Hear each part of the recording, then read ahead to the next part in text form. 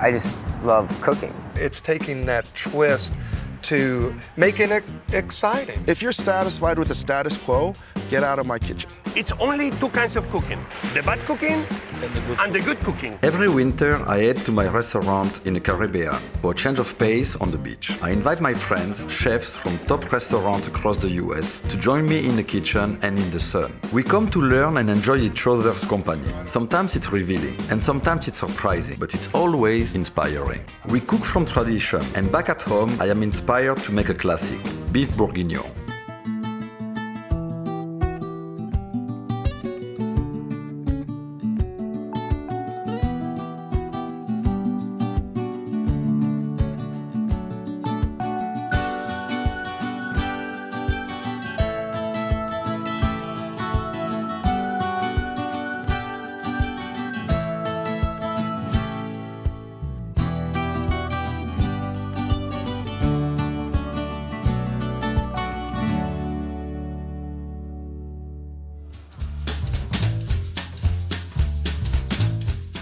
We have traveled from all over the country to cook together in my kitchen in the Cayman Islands. Sure, it's a holiday, but this time we're cooking with our peers, which is a different kind of pressure. It was great to catch up with each of them and talk about where inspiration comes from. Dean Ferring shared a bit of the passion that informs his cooking. Where comes your inspiration? It comes from You know, it comes from, much like yourself, you know, comes from the grandmother cooking. And I know there's a lot of new foods out there. And I like that. I like people being creative. But you know what? What's the food you always come back to?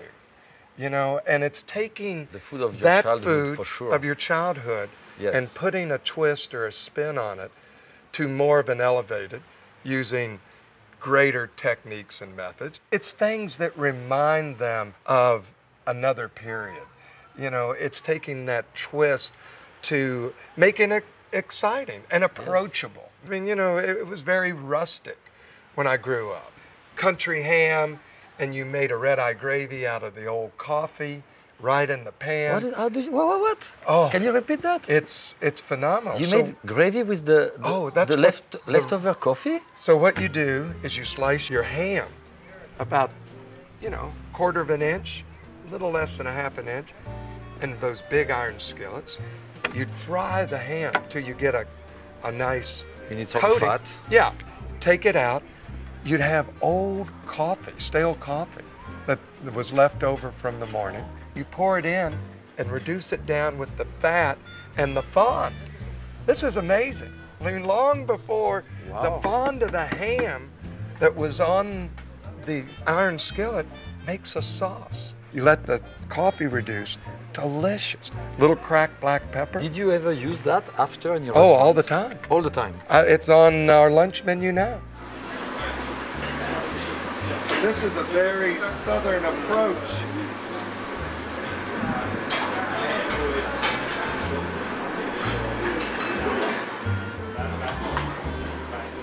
De blanco a negro. I mean, tradition is everything.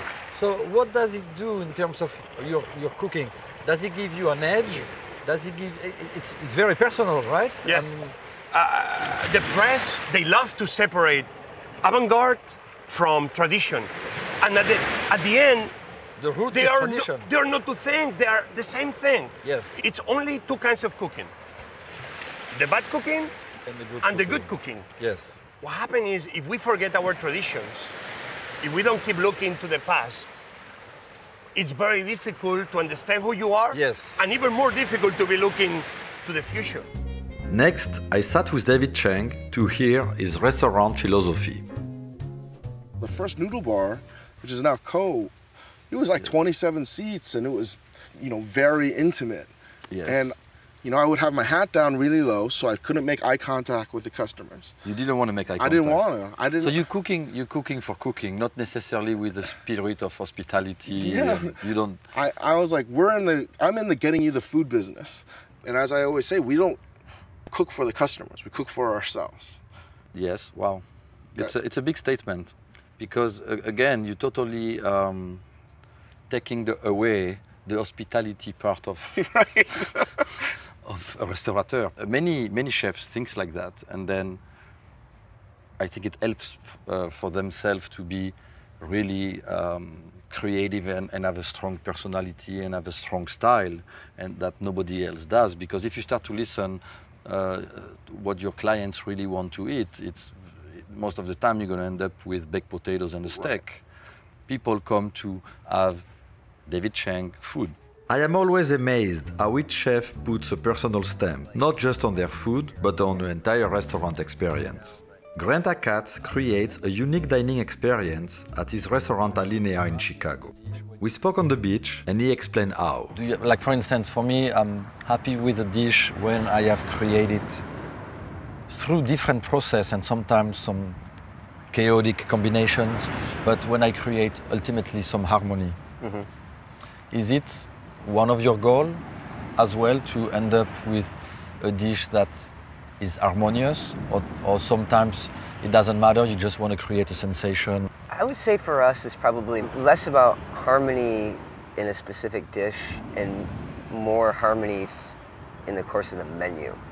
Because we do such long menus. So you look at the menu as a whole. Right. Is what you know, 25 courses or whatever it is. How do I harmonize that length of time for the diner? If they're going to be sitting there for 3 hours, how do I make that, you know?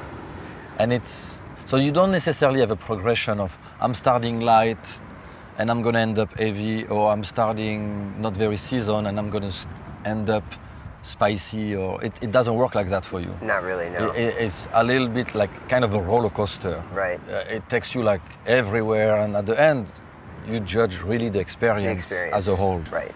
I mean, of course, we focus on the individual components, the individual dishes, but in my mind, the experience is really what we're trying to craft. You're basically acting as a director. Right. As a movie director almost, right. But with food. Even as celebrities, great chefs never stop striving for excellence. My good friend Anthony Bourdain was definitely feeling the pressure of cooking with an all-star kitchen. Tomorrow night we're doing the gala dinner, which is the end of the festival, and then... That I'm nervous about. Why? I'm totally freaking out. Because we have an entire team behind us to support... Yeah, but I'm cooking with what? With you, with Dean Fearing, with Grant Achatz, David Chang, and Jose Andres. Let's face it, I mean, we're friends and all, but you never would have hired me for a prep job. If I showed up at your restaurant with my knife kit saying, you know, chef, could I get a job cooking prep in your restaurant? Are you too old? Well, okay, even 20, at any point in my life. I think you would have been able to bullshit me and get the job. Okay, I would have gotten the job, but I wouldn't have lasted. I wouldn't have lasted 2 weeks. So I'm nervous, so let me ask you a couple of questions. Razor clams. Yeah. So I'm thinking, I'm doing like a fine dice of chorizo. I figured the fresh stuff. Sure. Sauteed in the pan till all that nice red spicy grease comes out, right? Yes. Maybe a few slivers of Goodfellas type garlic, some julienne leek, right? All sort of sweated. Not much garlic, maybe a tiny little bit. Okay. Okay. Add white wine, Monte at the end. Here's my question. Monte like a sauce, like an emulsion? I'd throw in a butter, yeah. Okay. Make it a butter sauce. So here's my question. First of all, will it hold up? Does that sound good to you? Would you eat that? Yes, it's going to be delicious. And I tell you one thing, you don't need the butter. I think just the oil coming from the chorizo and the liquid from the white wine and even the juice of the clams, you can remove that and emulsify it with a hand blender. How am I going to be cooking this, by the way? For how many people are we cooking for? No, nothing, like 150. 150 people. So what are we talking? Rondeau filled with clams? Yeah, I will remove the clams and at la minute, emulsify the sauce without putting butter. Therefore, you will have more intensity in your sauce. You will have, just the juice, the acidity of the wine, and the flavor of the chorizo. The butter is going to make it more silky, and it's going to make it richer, but you're going to lose the intensity of it. You're not making me feel any better now. Now I'm totally nervous. I'm like spaz with nervous. I'm down totally freaking out. Hand emulsive, what? I will emulsify it at la minute. I think thyme, what? little fresh thyme in there? Yeah, the thyme, that's not a big deal. Do we need it or not? No, I don't think so. Oh, but let's go back to... I could work for days, months, years. It turned out to be years now that I would just be pure rage, anger. Wow. And every day I just get up and be like, let's do this, let's go, let's push. Do you work on that? Do you force yourself not to? No, I didn't even realize it. I'm aware of it because like the doctor's like, yo, it's time to take it easy. It's time to change it. And And now when I get in the kitchen and if I get really into it and intense, I almost have to take a sit. I have to sit down. I can't do it anymore. That anxiety comes from the fact that you want perfection? Somehow along the way, I don't know how, it turned out just to, let's open up a noodle bar. That was the only goal. Now the goal is, let's push it. Let's keep on pushing it. Let's have the highest standards. Yes. Just because we have little restaurants, just because we have paper napkins and disposable chopsticks, why can't we strive to be the best kitchen in the world? Playing to our strengths and not our weaknesses. You know, every time I eat at Bourdain, for instance, yes, and I see the service, and I'm like, there's no way I'd ever open a restaurant like this, because the difficulty level's too high. I would never be able to train a staff like that. Everything's so choreographed. You know, I have a high respect for front of the house. That's just not our... But it's just not, you just don't want to do that, that's it. I've always loved the dichotomy of the expectation and the actual result.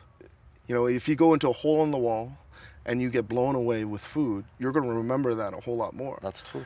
If you go into a restaurant and we have the service of Bourdain, but the food doesn't live up to the expectations, then it sucks. It sucks. Yes. And it's a lot harder to live up to that. So I'm not going... But I don't think, I mean, like you seem to say that you don't think you're capable of keeping up with this and keeping up with that. However, whatever you touch, it's brilliant. I don't see it that way, though. You don't see it that way? No. I really don't. I really don't. I don't see it.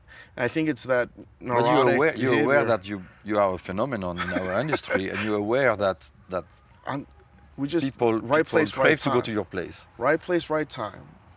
And I mean, I think that if you start believing it, that's when you start getting lazy. That's when you start getting sloppy. That's when your standards are start to become meaningless. Give me an example that illustrates well your creative process. Let me give you a simple one. You see, this seawater, I mean, yeah, I love the foam. No, but take a look. I have the water in my hand and I'm asking myself every morning, what can I do with this seawater that has never been done before? And you know what? 99.9% of the time, nothing happens. But every morning, I keep asking myself those questions. And one day it happens. And then it happens. For example, you see all the foam? Yeah, sure. That forms in the top when the seawater hits the rocks? Yes. I love margaritas, but I hate the salt in the rim. Yeah, because it's too much. Oh, so salty. It's so unbalanced.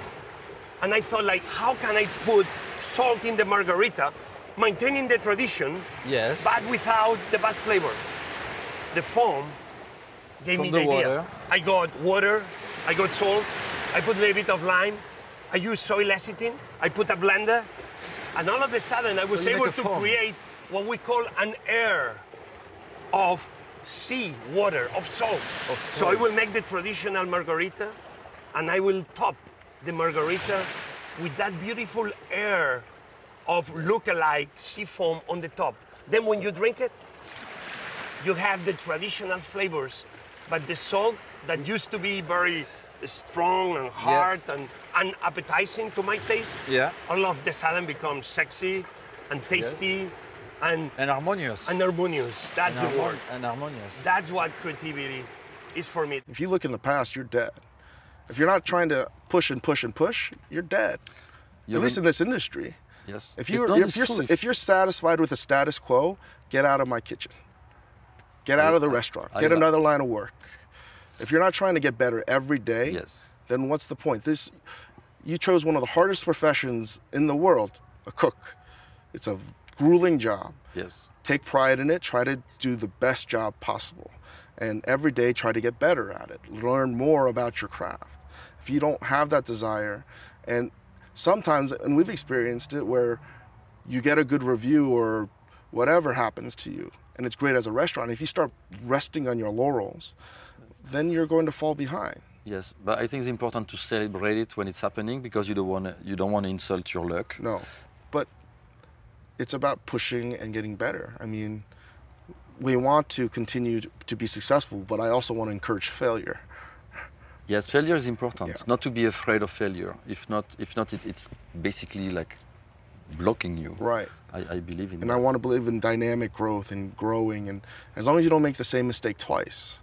Well, I think what is very important sometimes is not necessarily the end result, but the most beautiful thing is the search for it. Yes, exactly.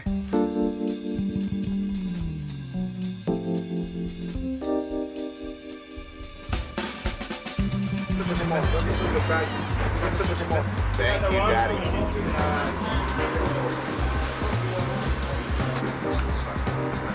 We have enough sleeves or not? Yes. So So good to come here, man. Holy sh**. stay here, Thomas.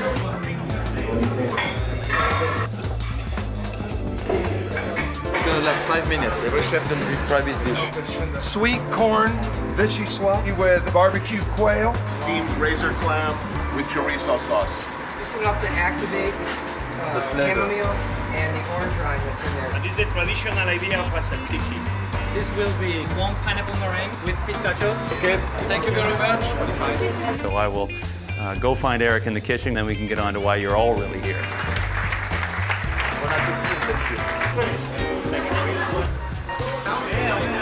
Mushrooms are not hot enough. Give it back. One with no grains, guys, please. Let's replate this one, please.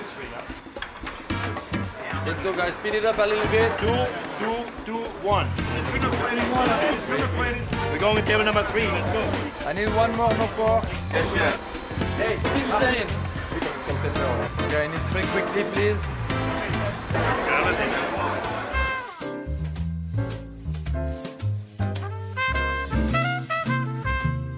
Welcome back to my kitchen. So very often after doing big dinners, chefs gather together and we like to eat some simple home food really. So today I have chosen to make a beef aux carottes, which is basically a beef stew with red wine that is braised, and then we will serve it with carrots. We are going to start by making a bouquet garni. So bouquet garni is when you use some herbs, and I have here like thyme and parsley and bay leaves. So I have some cheesecloth. I will put the herbs in it. So we are going to make a little sachet like that. Then we are going to cut some vegetables. I'm starting with celery, and I'm going to cut a brunoise because I want the vegetables to cook but not to melt completely. I want to see the vegetables in my stew. And because it's going to cook for a long time, we need to have the vegetables of a certain size so they don't disappear. So we have the celery. And we are going to cut the mushroom almost the same size as the celery. I cut them in 4. So I'm using the vegetables and putting them in the bowl right here. I'm gonna cut an onion. I'm making those big cubes. Then I have some garlic, and the garlic I'm gonna crush it like that with my knife and add it again to my vegetables. I'm gonna add the bouquet garni here. I have some diced carrots here, and they are going into the bowl as well. I have some meat, and here this cube is made of chuck, but they become very tender and give a lot of flavor to the stew if you let them cook for a long time.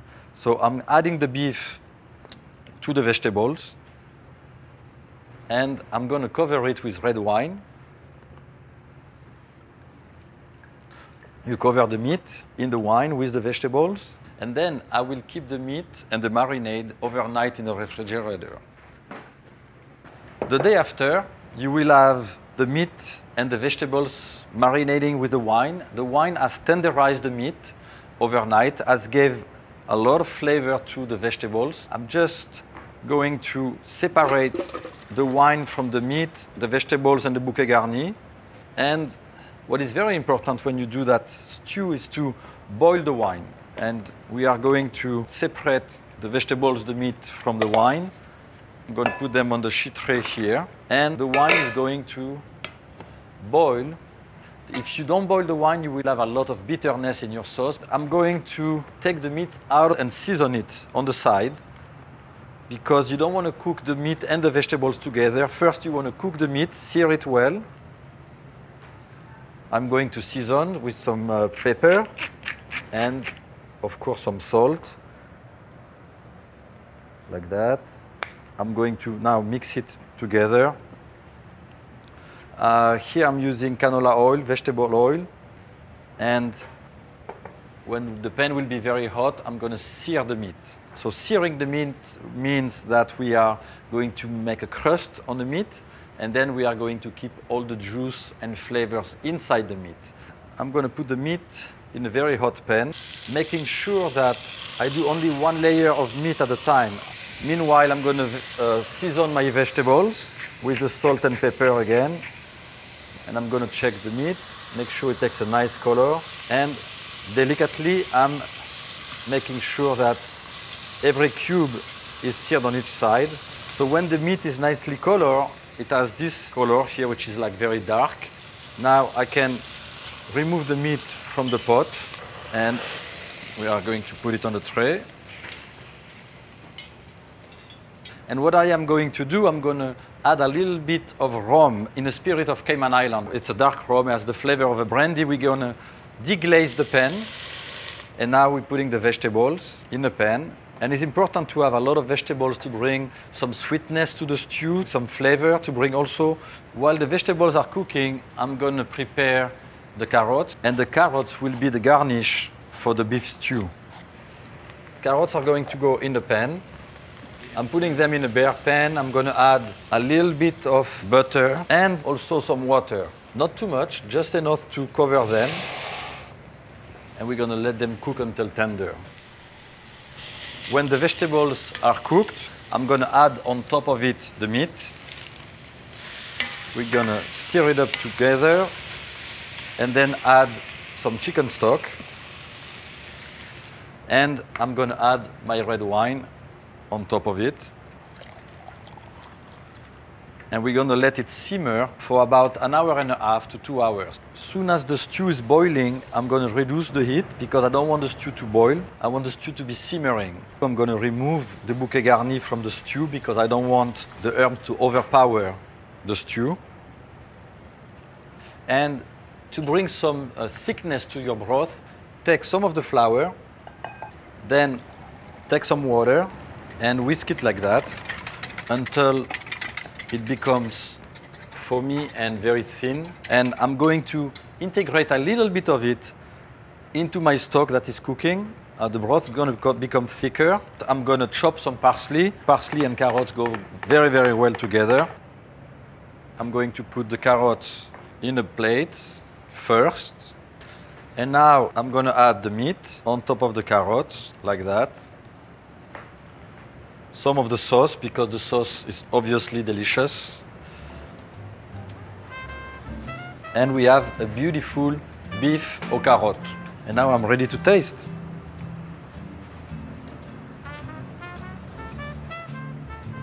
The meat is tender, the carrots add a lot of sweetness, a bit of texture. The sauce is bringing everything together. Santé, cook from life.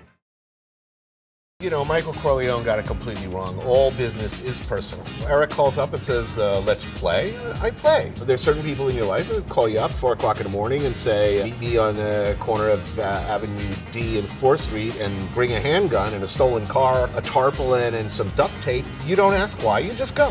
Sex, drugs, rock and roll and food. Today my guest, Anthony Bourdain. And everything is on the table.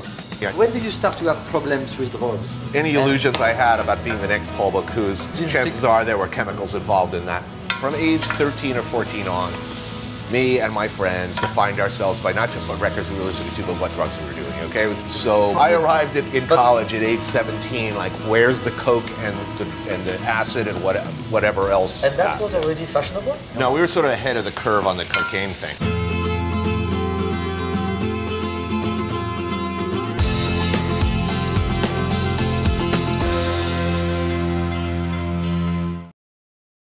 What have you always wanted to do and you haven't had a chance to do yet? And I just blurted out, I want to build a wooden boat.